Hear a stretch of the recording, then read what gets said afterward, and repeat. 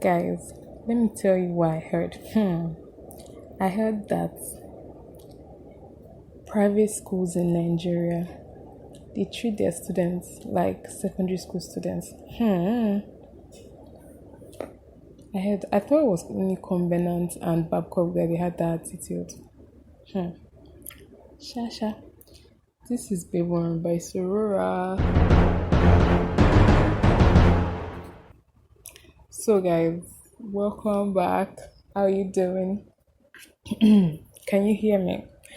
On this episode of Babe One by Sorora, I want to talk about private schools treating their students as secondary school students, like and punishment and all those things. I kind of not really talk about it, yeah.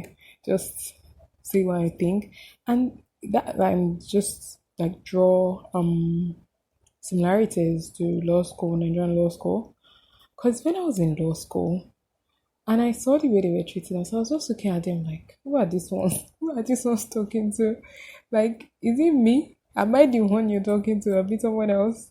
Because I really found it funny that some random person would just come and be feeling fly. And I was looking at them like, who is this one? And any small thing, they'll be like, they'll give you query. And I'm like, here's all calm down. What's going on here? So yeah.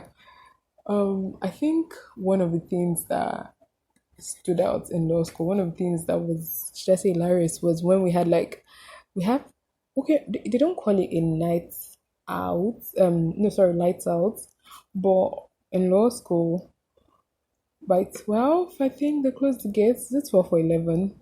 And open it until 5.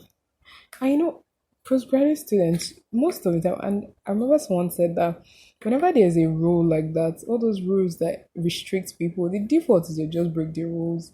Like in uni, me, what's my business? As soon as I'm done with class, go to your room and go and continue the business of the day, except you have anything to do.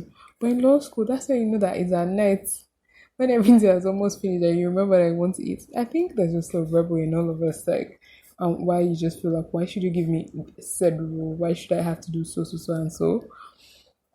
I don't know if that makes sense. I think it does. Because really, why do we need to be, should I say, and held at a time in our lives when we're supposed to be learning to be responsible? Like, let me take it back to private schools in Nigeria. I really thought, like, I remember when I was in secondary school and I heard that, oh, in convent phones are not allowed. I just feel like even in secondary school that I say phones are not allowed, I'm having a hard time because I'm like, why do I have a phone if half the time I'm just going to like keep it at home because the rule says no phones allowed and everything. But yeah, and then I remember what in Babcock I think they said no food. Sorry, in some white top and black skirt, and I'm just there like, oh my god, this is messed up. And it's crazy. I think it's really crazy that we have such rules. I think it's from point of view of we're supposed to be adults that is really messed up because having so many rules, you're not even letting people like be free, learn to know themselves and everything.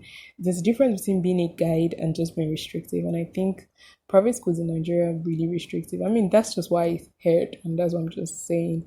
But yeah, this is Babe Born by Sorora. Let me know what you think. I can't believe it. That private schools in Nigeria, these treat their students like secondary school children.